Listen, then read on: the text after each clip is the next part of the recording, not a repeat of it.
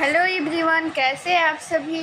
तो आज जो है हम लोग हेल्थ प्रमोशन का कुछ क्वेश्चन करेंगे। ठीक है, जो भी इम्पोर्टेंट क्वेश्चन है वो सारा कुछ करेंगे। ठीक है, ये सेट जो है एकदम न्यू है। जो भी न्यू पैटर्न पे जो भी बीटीएससी 10,799 में क्वेश्चन पूछा गया था, सेम उसी पैटर्न पे ये क्वेश्चन है। ठीक है, आप लोग ये मत सोचिएगा कि सिर्फ मिडवाइफरी से क्वेश्चन पूछा जाता है। आप सभी जो भी बीटीएससी 10,799 में एग्ज़ाम दिए होंगे उन सभी को पता होगा कि जितना भी आप लोगों के सामने शिफ्ट में एग्ज़ाम हुआ था वो सारा में किस टाइप का क्वेश्चन पूछा गया था। ज़्यादातर कम्युनिटी हेल्थ और हेल्थ प्रमोशन से, ठीक है, यही सबसे क्वेश्चन पूछा गया था। मिडवाइफरी का क्वेश्चन जो है वो थोड़ा कम था इन सबों के मुकाबले। तो आप सभी को बता दें कि अगर न्यू पैटर्न वाले ये आप लोग पीडीएफ लेना चाहते हैं तो ये एक नंबर आप लोग को लिख दे रहे हैं। चंदन सर का नंबर है 8789694229। ठीक है, इस नंबर पे ये व्हाट्सअप कीजिएगा। ठीक है, व्हाट्सअप कीजिएगा पीडीएफ के लिए, तो ये पीडीएफ आप लोग को मिल जाएगा। ठीक है, तो ये पीडीएफ आप लोग को आखिर क्यों लेना है, आप लोग के मन में ये क्वेश्चन होगा। तो ये पीडीएफ आप लोगों के सामने जितना भी क्वेश्चन आएगा इस पीडीएफ में सारा न्यू पैटर्न पे, न्यू सिलेबस पे, यानी जो भी बीटीएससी 10,799 में एग्ज़ाम हुआ था उसी पैटर्न पे, और जो भी 8,853 एएनएम में एग्ज़ाम हुआ था, 865, उसके पहले जितने भी एएनएम में एग्ज़ाम हुआ था सारा प्रीवियस ईयर क्वेश्चन रहने वाला है। प्लस में उससे रिलेटेड जितना भी क्वेश्चन है सारा कुछ रहने वाला है। इसलिए ये पीडीएफ बन जाता है आप लोगों के लिए बहुत ही स्पेशल। तो ये व्हाट्सएप नंबर पे आप लोग मैसेज कीजिए। और चलिए आज का क्वेश्चन जो भी इम्पोर्टेंट है वो हम लोग स्टार्ट करते हैं। देखिए आज का क्वेश्चन क्या कहता है कि शरीर में फास्फोरस पाया जाता है। ठीक है, क्वेश्चन ये कह रहा है कि शरीर में फास्फोरस कहाँ पाया जाता है। अस्थियों में, केवल दांतों में, अस्थियों एवं दांतों में, केवल कोशिकाओं में। ठीक है, तो यहाँ पे हमारा जो है क्या हो जाएगा answer, C number right answer हो जाएगा। अस्थियों यानी कि हड्डी, इसको इंग्लिश में बोन बोलते हैं। ठीक है, बोन और दांत यानी टीथ दोनों में फास्फोरस पाया जाता है, याद रखिएगा। चलिए अगला क्वेश्चन हम लोग देख लेते हैं। 2 नंबर क्वेश्चन क्या कहता है कि मानव के लाल रुधिर कणों का जीवन काल होता है। लाल रुधिर कण यानी कि आरबीसी का जीवन काल आप लोगों से पूछा जा रहा है कि आरबीसी का जीवन काल कितना होता है। ऑप्शन हमारा फर्स्ट है 120 दिन, ऑप्शन बी है 150 दिन, ऑप्शन सी है 180 दिन और ऑप्शन डी है 200 दिन। तो आरबीसी का जीवन काल आप सभी को पता होगा कि 120 दिन होता है, याद रखिएगा। आरबीसी को हम लोग शॉर्टकट में इसको हिंदी में बोलते हैं लाल रुधिर कणिका। ठीक है, इसका फुल फॉर्म भी आप लोगों से कभी कभी पूछ लिया जाता है, तो इसका फुल फॉर्म याद रखिएगा। आर से हो जाता है रेड, और बी से हो जाता है ब्लड, और सी से हो जाता है सेल्स। ठीक है, आरबीसी मतलब रेड ब्लड सेल, याद रखिएगा। और ये कहाँ बनता है, बोन मैरो में बनता है, यानी कि मेरुदंड में बनता है, आप लोग याद रखिएगा। तो यहाँ पे हमारा ऑप्शन 2 जो हो जाएगा, ऑप्शन ए राइट आंसर हो जाएगा 120 दिन। ठीक है, याद रखिएगा। आप लोग 2 प्रकार के यहाँ पे ब्लड में कण पाया जाता है, आरबीसी और डब्ल्यूबीसी। डब्ल्यूबीसी को हम लोग हिंदी में बोलते हैं श्वेत रक्त कणिका, श्वेत रक्त कणिका। ठीक है, इसको शॉर्टकट में डब्ल्यूबीसी बोलते हैं। WBC वाइट ब्लड सेल इसका फुल फॉर्म होता है। आप लोगों को अगर नहीं याद है तो ये सारा कुछ लिखते चलिए। WBC white blood cell. ठीक है, इसका जीवन काल आप लोग जो है कमेंट में बताइएगा कि कितना होता है, जिन लोगों को भी पता होगा। ठीक है, और इसका आंसर आप लोग को बताया जाएगा नेक्स्ट वीडियो में कि क्या होने वाला है। ठीक है, चलिए अगला क्वेश्चन देखा जाता है। निम्नलिखित एंजाइम में से कौन सा सामान्यतः वयस्क में विद्यमान नहीं होती है। यानी क्वेश्चन ये बोला जा रहा है कि वयस्क में विद्यमान नहीं होता, यानी कि जब हम लोग जो है वयस्क होते हैं तो वो क्या हो जाता है कि गायब हो जाता है। लेकिन जब हम लोग चाइल्डहुड में रहते हैं, यानी जब चिल्ड्रन में ये एंजाइम पाया जाता है, लेकिन जैसे हम लोग एडल्ट होते हैं यानी कि वयस्क होते हैं, तो हम लोगों में ये गायब हो जाता है। हमारा ऑप्शन फर्स्ट है रेनिन, पेप्सिन, ट्रिप्सिन और एमाइलोक्सिन। तो इसका राइट आंसर क्या हो जाएगा? Option number A renin. ठीक है, रेनिन नहीं पाया जाता है वयस्क में। क्यों नहीं पाया जाता है, आखिर क्यों गायब हो जाता है? बच्चों में आखिर इसका क्या काम आता है? वयस्क में क्यों गायब हो जाता है? वयस्क में गायब हो जाने से क्या कोई दिक्कत होती है? देखिए, रेनिन का काम क्या है कि रेनिन क्या करता है कि हमारे जब हम लोग दूध पीते हैं तो दूध को पचाने का काम करता है रेनिन एंजाइम। ठीक है, इसीलिए ये जो है बच्चों में पाया जाता है, और जैसे ही हम लोग 12 के ऊपर जाते हैं तो ये गायब हो जाता है एंजाइम। इसलिए वयस्कों में क्या हो जाता है कि दूध जो है आप लोग को पता होगा कि आसानी से क्या हो जाता है, नहीं पच पाता है। तो रेनिन क्या करता है, आप लोग को सिर्फ क्वेश्चन ये भी पूछा जाता है कि रेनिन का काम क्या है। तो रेनिन क्या करता है, दूध को पचाता है।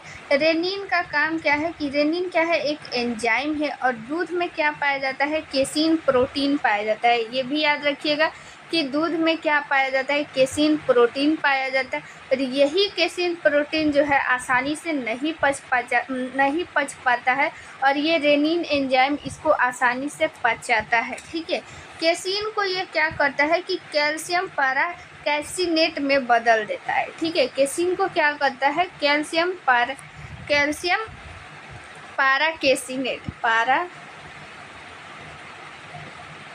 कैसिनेट इसमें ये बदल देता है। ठीक है, तो याद रखिएगा रेनिन एंजाइम जो है ये वयस्कों में नहीं पाया जाता है, बच्चों में पाया जाता है, और ये दूध के पाचन करने में सहायता करता है। चलिए, लार की प्रकृति कैसी होती है? मोस्ट इम्पॉर्टेंट क्वेश्चन आप लोग के सामने आ गया कि लार की प्रकृति कैसी होती है। ऑप्शन हमारा फर्स्ट है अम्लीय, ऑप्शन बी है क्षारीय, ऑप्शन सी है उदासीन, और ऑप्शन डी है इनमें से कोई नहीं। तो लार का जो प्रकृति होती है वो अम्लीय होती है, यानी एसिडिक होती है। ठीक है, इसका पीएच मान कितना होता है आप लोग से पूछा जाता है। ठीक है, तो 6.8 याद रखिएगा इसका पीएच मान होता है। ठीक है, अगर हम लोग बात करें कि आखिर अम्लीय किसको बोलेंगे, क्षारीय किसे बोलेंगे, उदासीन किसको बोलेंगे, मोस्ट इम्पॉर्टेंट क्वेश्चन है, पूछा जाता है कि अम्लीय का जो है रेंज कितना होता है, कितना से कितना पीएच मान रहेगा, तो हम लोग उसको अम्लीय बोलेंगे, कब से कब क्षारीय। तो इसको हम लोग जानते हैं। देखिए, पीएच वैल्यू जो होता है मैक्सिमम 14 तक होता है। एक पीएच स्केल आप लोग देखे होंगे, तो उसमें 14 तक काउंटिंग लिखा रहता है। ठीक है, 1 से 14 तक काउंटिंग लिखा रहता है, और बीच में क्या होता है, 7 होता है। तो 1 से 7 तक जितना भी वैल्यू अगर किसी चीज़ का पीएच मान आता है तो वो हो जाता है अम्लीय। अगर 7 से ज़्यादा जितना होता है वो हो जाता है क्षारीय, यानी 7 से लेकर के 14 तक क्षारीय हो जाता है। अगर किसी चीज़ का मान जो होता है अगर 7 आता है तो वो उदासीन कहलाता है। अगर 7 के पहले जितना आ गया मान तो वो हो जाता है अम्लीय, और 7 के जितना भी ज़्यादा पीएच मान होता है तो वो हो जाता है क्षारीय, और 7 हो जाता है उदासीन। याद रखिएगा।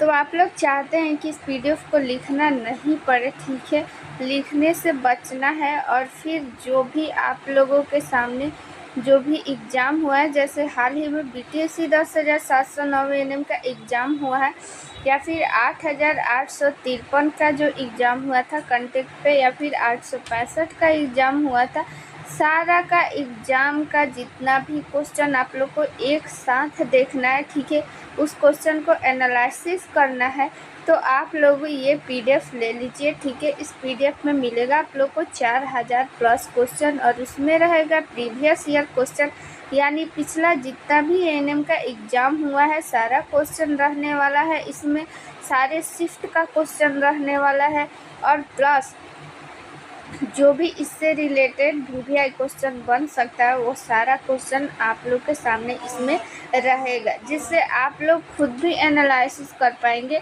खुद से भी समझ पाएंगे कि किस टाइप का क्वेश्चन जो है वो पूछा जा रहा है, किस टाइप का क्वेश्चन पूछा जा सकता है। ठीक है, जो भी इम्पोर्टेंट क्वेश्चन है सारा क्वेश्चन रहेगा। जो भी एएनएम में 6 सब्जेक्ट होता है, ठीक है, सेकेंड ईयर में जो होता है मिडवाइफरी और हेल्थ सेंटर मैनेजमेंट, और फर्स्ट ईयर में health promotion, child health nursing, community health nursing और प्राइमरी हेल्थ, ये सारा जो है आप लोग के सामने जितना भी क्वेश्चन है सारा कुछ रहने वाला है। ठीक है, और सारा इम्पोर्टेंट जितना भी क्वेश्चन है सारा रहेगा, आप लोग को लिखने की ज़रूरत नहीं है, सारा एक पीडीएफ में मिल जाएगा। इस पीडीएफ को अब आप लोग के मन में आ रहा होगा कि ये पीडीएफ कैसे ले, तो ये पीडीएफ लेने के लिए आप लोग के सामने एक व्हाट्सअप नंबर यहाँ पे दिख रहा है। ये व्हाट्सअप नंबर चंदन सर का है। ये व्हाट्सअप नंबर आप लोग जो है स्क्रीनशॉट ले लीजिए और अपने जो है मोबाइल में सेव कर लीजिए, और फिर इस पर व्हाट्सअप कीजिए कि पीडीएफ चाहिए, तो आप लोगों को ये पीडीएफ व्हाट्सएप पे मिल जाएगा। ठीक है, बहुत ही इम्पॉर्टेंट ये पीडीएफ है। आप लोग के सामने जो भी एग्ज़ाम में वैकेंसी आने वाली है, जो भी वैकेंसी आने वाली है, ठीक है, वो वैकेंसी में इस पीडीएफ से आप लोग 100% श्योर रहिए कि इस पीडीएफ से ही क्वेश्चन आने वाला है, क्योंकि अभी तक जितना भी एग्ज़ाम हुआ है सारे एग्ज़ाम का इसमें रहने वाला है प्रीवियस ईयर क्वेश्चन, प्लस उससे रिलेटेड जितना भी इम्पोर्टेंट क्वेश्चन है सारा कुछ इंक्लूड किया गया है। ठीक है, और वो पीडीएफ जो है इसमें आप लोग को यूट्यूब पे पढ़ाया भी जाएगा, और जो भी एक स्पेशल की पॉइंट है उसको आप लोग को मिलेगा एक व्हाट्सएप ग्रुप में। जैसे ही आप लोग ये पीडीएफ परचेज कीजिएगा आप लोगों को एक व्हाट्सएप ग्रुप में ऐड कर दिया जाएगा, और उस जो ग्रुप है उस ग्रुप में आप लोगों को जो भी पीडीएफ लेंगे केवल वही रहेंगे, और उस ग्रुप में आप लोगों को एक सीक्रेट जो है वो वीडियो भी शेयर किया जाएगा, जिससे आप लोगों को जो भी डाउट है वो क्लियर हो पाएगा। ठीक है, जो भी डाउट है वो आप लोग पूछ भी सकते हैं, क्लास का सारा अपडेट उसमें मिल जाएगा। ठीक है, जितनी भी परेशानी है आप लोग वहाँ से शेयर कर सकते हैं। ये व्हाट्सअप नंबर आप लोग जो है व्हाट्सअप नंबर सेव कर लीजिए, चंदन सर का है, तो आप लोग ये पीडीएफ ज़रूर लीजिए। ये व्हाट्सअप नंबर है, व्हाट्सअप नंबर पे तुरंत ही मैसेज कीजिए।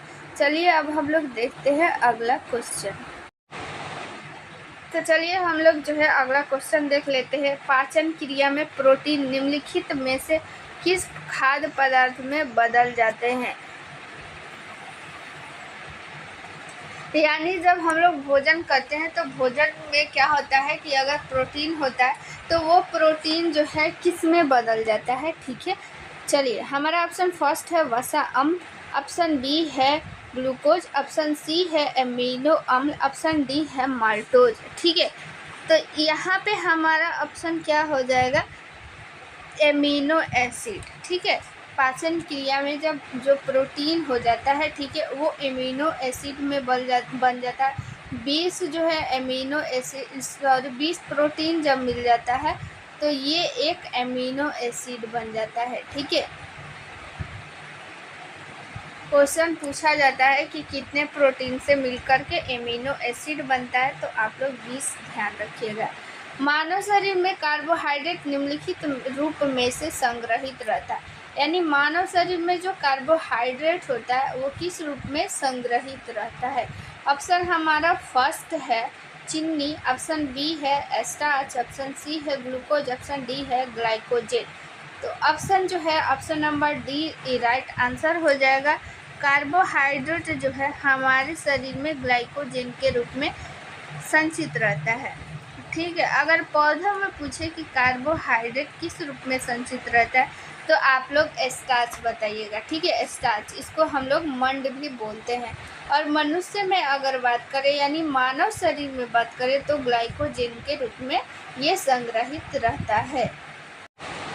ये कहाँ संग्रहित रहता है? तो लीवर में। ठीक है, जिसको हम लोग हिंदी में जिगर भी बोलते हैं, ठीक है, यकृत भी बोलते हैं इसको। तो याद रखिएगा क्या होता है कि जब हम लोग भोजन ग्रहण करते हैं तो कार्बोहाइड्रेट भी उसमें रहता है, बहुत सारा कुछ रहता है, वसा रहता है, प्रोटीन रहता है। तो उसी सब चीज़ में एक होता है कार्बोहाइड्रेट। जब हम लोग भोजन करते हैं तो मीठा जो भी चीज़ होता है उसमें कार्बोहाइड्रेट रहता है, आप सभी को पता होगा। जैसे कि अगर हम लोग अनाज ही खाते हैं, जैसे चावल खाते हैं, रोटी खाते हैं, तो उसमें भी कार्बोहाइड्रेट रहता है, ठीक है।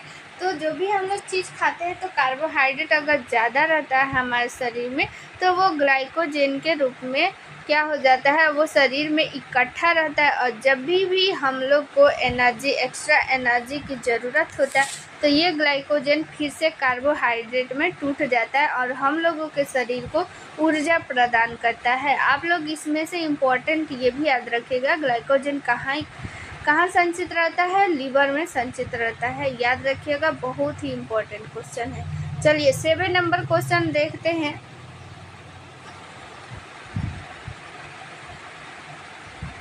इसको थोड़ा सा चलिए, निम्नलिखित में से कौन सा यौगिक गुर्दे की पथरी का निर्माण करने वाला सर्वाधिक जो है यौगिक है। यानी यहाँ पे आप लोग देखिए, गुर्दा यानी कि होता है किडनी, किडनी में पथरी बन जाता है। तो वो पथरी बनता है किस कारण, कौन से यौगिक के जमने के कारण से पथरी बनता है, क्वेश्चन ये पूछा जा रहा है आपसे, ठीक है। ऑप्शन आप लोग जो है ध्यान से पढ़िएगा और ध्यान से आंसर दीजिएगा। बहुत ही कंफ्यूजिंग इसमें जो है ऑप्शन सेट किया गया है। ऑप्शन हमारा जो है वो फर्स्ट है कैल्शियम ऑक्जेलेट, ऑप्शन बी है मैग्नीशियम ऑक्साइड, ऑप्शन सी है सोडियम बाइकार्बोनेट, ऑप्शन डी है मैग्नीशियम साइट्रेट। तो 7 नंबर का हम लोगों का आंसर हो जाएगा ऑप्शन नंबर ए कैल्शियम ऑक्जेलेट। कैल्शियम ऑक्जेलेट क्या है, एक यौगिक है, ठीक है। और गुर्दे में जो भी पथरी हो जाती है, यानी कि इसको हम लोग इंग्लिश में स्टोन बोलते हैं, तो इसी के कारण, ठीक है, जो स्टोन होता है वो कैल्शियम ऑक्जेलेट का ही बना रहता है। तो पथरी जो है यानी स्टोन जो है बहुत जो है ज़्यादा खतरनाक भी होता है, आप सभी को पता है। जब ये ज़्यादा साइज में हो जाता है, अगर वो फट जाता है तो मानव का यानी कि मनुष्य का डेथ भी हो सकता है, ठीक है। चलिए अगला क्वेश्चन हम लोग देख लेते हैं। मानव शरीर में औसतन कितनी स्वादी कलिकाएँ होती है। स्वादी कलिकाएँ यानी कि टेस्ट बड, ठीक है। मानव शरीर के जीव में कितनी टेस्ट बड्स होते हैं, स्वादी कलिकाएँ यानी कि देखिए ये हो गया मानव जीव हो गया, ठीक है। ये ऐसे होता है जीव, और जीव के ऊपर आप लोगों के जो है बूंदा बूंदा बूंदा बूंदा ऐसे डॉट डॉट पिंक कलर का आप लोग को दिखता होगा, वही है स्वादी कलिकाएँ, जिसको हम लोग इंग्लिश में बोलते हैं टेस्ट बड। तो वो कितनी संख्या में होती है यही हम लोग से पूछा जा रहा है। तो हमारा ऑप्शन फर्स्ट है 2000 से 8000, 50,000 से यहाँ पे 1 लाख, और 1 मिलियन से 10 मिलियन, 10 मिलियन से अधिक। तो देखिए 2000 से 8000 की संख्या में होती है स्वाद कलिकाएँ, और इसी स्वाद कलिकाएँ के कारण हम जो भी चीज़ खाते हैं, जैसे खट्टा हो गया, मीठा हो गया, कड़वा हो गया, जैसा भी हम लोग टेस्ट करते हैं, जैसे मैगी 2 मिनट में बन जाता है और मैगी कितना टेस्टी लगता है, तो ये टेस्ट कौन बताता है, स्वादी कलिकाएँ, ठीक है। स्वाद कलिकाएँ के कारण ही हम लोग को पता चल पाया है कि मैगी कितना टेस्टी होता है। देखिए अभी बहुत लोगों के जो है पानी भी आ गया होगा मुंह में, खाने का मन भी कर दिया हो गया, लेकिन अभी जो है हम लोग फ़िलहाल क्वेश्चन पे कंसंट्रेट करते हैं, ठीक है। और ये PDF आप लोगों को अगर लेना है 2 मिनट में मैगी जैसा, तो यहाँ पे व्हाट्सअप नंबर लिख दे रहा है 87 89 69 42 29, ठीक है। तो इस पे आप लोग व्हाट्सअप कीजिएगा और मैगी की तरह 2 मिनट में ही आप लोगों को ये PDF मिल जाएगा, ठीक है। और मैगी किनको किनको खाना पसंद है कमेंट में बताइएगा। और अगला क्वेश्चन हम लोग देखते हैं 9 नंबर क्वेश्चन। फेफड़ों की कुल आयु क्षमता कितनी होती है, यानी फेफड़े की कुल जो होती है, फेफड़े हम लोग का लंग्स जो होता है, इंग्लिश में हम लोग फेफड़ा को लंग्स बोलते हैं। एक लंग्स में कितना जो है लीटर हम लोग वायु रख सकते हैं, ठीक है, कितना वायु उसमें अट सकता है, उसकी क्षमता क्या है। तो हमारा ऑप्शन फर्स्ट है 2 से 3 लीटर, ऑप्शन बी है 6 से 8 लीटर, ऑप्शन सी है 4.5 से 5 लीटर, ऑप्शन डी है इनमें से कोई नहीं। तो यहाँ पे आंसर हो जाएगा 6 से 8 लीटर। एक फेफड़े की कुल वायु क्षमता कितनी होती है? 6 से 8 लीटर होता है। ठीक है, याद रखिएगा। चलिए 10 नंबर क्वेश्चन देख लेते हैं। मानव शरीर के किस अंग में रुधिर ऑक्सीजन युक्त होता है? ठीक है, इम्पोर्टेंट क्वेश्चन है, प्लस में कंफ्यूजिंग भी क्वेश्चन है, तो इसीलिए याद रखिए इसको। ऑप्शन हमारा फर्स्ट है बायां अलिंद, ऑप्शन बी है फेफड़ा, दायां अलिंद और फुफ्फुस धमनी। तो यहाँ पे हम लोग का राइट आंसर हो जाएगा ऑप्शन नंबर बी फेफड़ा। देखिए 2 तरह का जो है इसमें पाइप होता है, पाइप बोल सकते हैं, ठीक है, जिससे कि हमारा जो है रुधिर आता जाता है। एक होता है अलिंद और एक होता है नील, ठीक है, और एक होता है धमनी और एक होता है सीरा। धमनी और सीरा में अंतर क्या है? देखिए धमनी में क्या होता है, ये धमनी में शुद्ध रक्त होता है, यानी ऑक्सीजन युक्त अगर वहाँ पे रहता है ऑक्सीजन, अगर रुधिर में क्या हो जाता है ऑक्सीजन मिल जाता है तो उसको हम लोग बोलते हैं शुद्ध रक्त। अगर उसमें ऑक्सीजन नहीं रहता है तो उसको हम लोग अशुद्ध बोलते हैं, यानी अशुद्ध यानी कि उसमें इम्प्योरिटी है, यानी कि विऑक्सीजनित रुधिर। तो धमनी में क्या होता है कि ऑक्सीजन क्या होता है, रुधिर जो होता है वो शुद्ध रूप में पाया जाता है, और सीरा में क्या पाया जाता है, अशुद्ध रक्त पाया जाता है। अगर फुफ्फुस यहाँ पे लग जाए, फुफ्फुस लग जाए तो उल्टा हो जाता है। अगर फुफ्फुस धमनी बोलेगा तो उसमें रहता है अशुद्ध रक्त, अगर फुफ्फुस सीरा बोले तो उसमें रहता है शुद्ध रक्त। इसमें क्वेश्चन में इसीलिए ऑप्शन यहाँ पे रहता है क्योंकि यहाँ पे धमनी में आप सभी को पता होगा कि धमनी में शुद्ध रक्त होता है, यानी ऑक्सीजन युक्त रक्त होता है, तो आप सभी धमनी मार दीजिएगा, लेकिन ऐसा नहीं होता है। अगर वहाँ पे फुफ्फुस लग जाता है तो वो उल्टा हो जाता है, फुफ्फुस धमनी में अशुद्ध रक्त पाया जाता है, फुफ्फुस सीरा में शुद्ध रक्त पाया जाता है। अगर केवल धमनी देता तो उसमें हो जाता शुद्ध रक्त यानी ऑक्सीजन युक्त रक्त, और सीरा में क्या हो जाता अशुद्ध रक्त यानी कि विऑक्सीजनित रक्त, ठीक है। और आलिंद में भी क्या हो जाता है कि अशुद्ध रक्त जाता है। तो यहाँ पे हमारा ऑप्शन बी जो हो जाएगा राइट आंसर हो जाएगा फेफड़ा। चलिए 11 नंबर क्वेश्चन देख लेते हैं। 11 नंबर क्वेश्चन क्या कहता है कि कौन सा वायवीय एवं अवायवीय श्वसन में समान है? ऑप्शन फर्स्ट है समान अवस्थर, ऑप्शन बी है ग्लाइकोलाइसिस, ऑप्शन सी है पायरुविकम, ऑप्शन डी है उपरोक्त सभी। तो यहाँ पे हमारा ऑप्शन जो डी हो जाएगा वो राइट आंसर हो जाएगा। ग्लाइकोलाइसिस जो होता है वायवीय और अवायवीय दोनों श्वसन में होता है, याद रखिएगा, ठीक है। चलिए अगला क्वेश्चन देख लेते हैं। 12 नंबर क्वेश्चन क्या कहता है, एटीपी क्या है? ठीक है, एटीपी इसका फुल फॉर्म भी पूछा जाता है, ठीक है। तो इसका फुल फॉर्म होता है adenosine, ADENOSIN, adenosine triphosphate, TRIPHOSPHATE, adenosine triphosphate होता है इसका फुल फॉर्म। लिख लीजिएगा, नहीं याद है तो पूछा जाता है एटीपी का फुल फॉर्म। तो एटीपी क्या है? हमारा ऑप्शन फर्स्ट है एक एंजाइम जिसके द्वारा ऑक्सीकरण होता है, ऑप्शन बी एक हार्मोन, ऑप्शन सी है उच्च ऊर्जा सहित फॉस्फेट बंध का एक अणु, ऑप्शन डी है एक प्रोटीन। तो इसका फुल फॉर्म अगर याद रहेगा तो इस क्वेश्चन का आप लोग आंसर दे दीजिएगा। अभी हम बताए हैं इसका फुल फॉर्म क्या होता है, एडिनोसिन ट्राइफॉस्फेट, ठीक है। तो यहाँ पे देखिए फॉस्फेट आ रहा है, तो ये क्या है कि फॉस्फेट बंध का एक अणु है, ठीक है। फॉस्फेट का एक अणु है उच्च ऊर्जा जिसमें कि रहता है, तो उच्च ऊर्जा सहित फॉस्फेट बंध का एक अणु है एटीपी, याद रखिएगा। चलिए इम्पोर्टेंट क्वेश्चन है, बोन से क्वेश्चन पूछा जाता है कि कहाँ कौन सा जो है कितनी हड्डी पाया जाता है। हमारा क्वेश्चन है मानव शरीर में फेशियल हड्डियों की संख्या। तो चलिए, हमारा ऑप्शन फर्स्ट है 5, ऑप्शन बी है 17, ऑप्शन डी है 8, ऑप्शन डी है 14। तो यहाँ पे राइट आंसर हो जाएगा 14। ठीक है, हमारे फेशियल बोन कितने होते हैं? 14 होता है। फेस में कितनी हड्डियों की संख्या होता है? 14। एक क्रेनियल पूछा जाता है, यानी ठीक है, क्रेनियल यानी कि कपाल में 8 हड्डी पाया जाता है, याद रखिएगा।